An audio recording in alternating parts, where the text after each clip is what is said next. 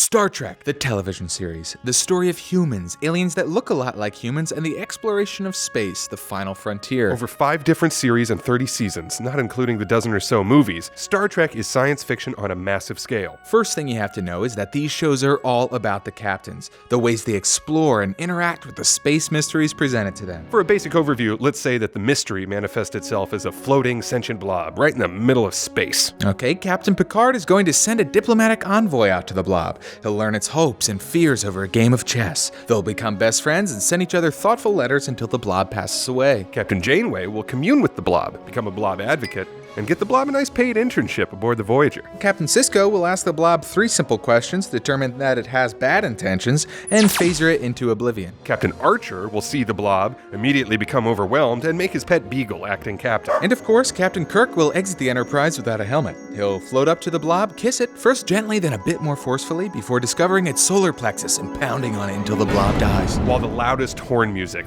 plays in the background. Hey, which captain are you? Oh, I'm the blob. It's fair.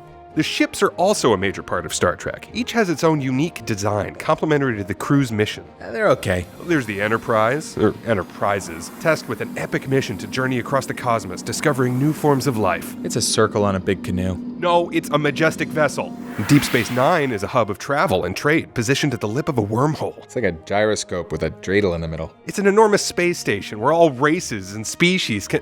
Forget it. The Voyager is searching for a lost ship on the far side of the galaxy. Big spoon with windows. I'm not responding to this. These ships experience hostile takeovers, enemy fire, total system shutdown, and they survive it. Most of the crew survives it.